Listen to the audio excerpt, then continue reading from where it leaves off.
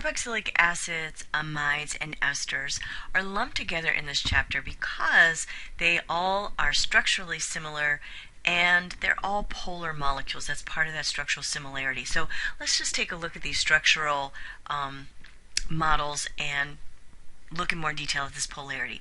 So for one thing, every single one of these molecules, whether it's carboxylic acid, amide, or ester, all have that carbonyl functionality, which is very polar.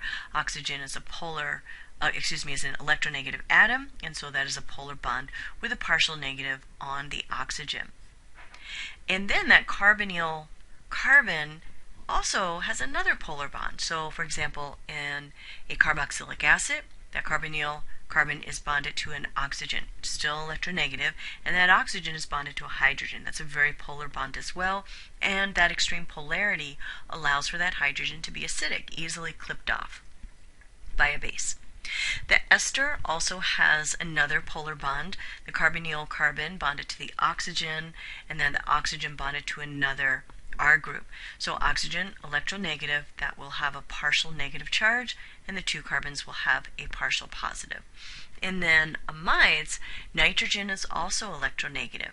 So that carbonyl carbon nitrogen bond will be polar, with nitrogen having a partial negative, and nitrogen bonding to either hydrogen or carbon-containing groups will be another polar bond.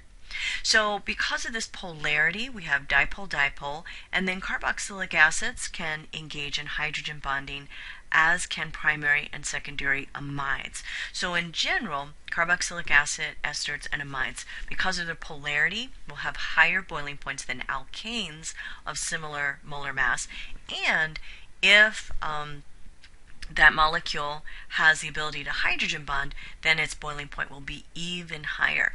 And while we're at it, let's just take a quick look at this classification of primary, secondary, and tertiary amides. So these definitions are based on how many carbons are directly bonded to that nitrogen, and of course there has to be at least one, because that's the definition of an amide. So when that amide nitrogen has two hydrogen and just one carbon containing bond to the carbonyl, it's known as primary. Secondary amides have two carbon containing bonds to the amide nitrogen and one hydrogen on that nitrogen, and then tertiary amides have three carbon containing groups bound directly to that nitrogen. So tertiary amides cannot hydrogen bond, but primary and secondary can.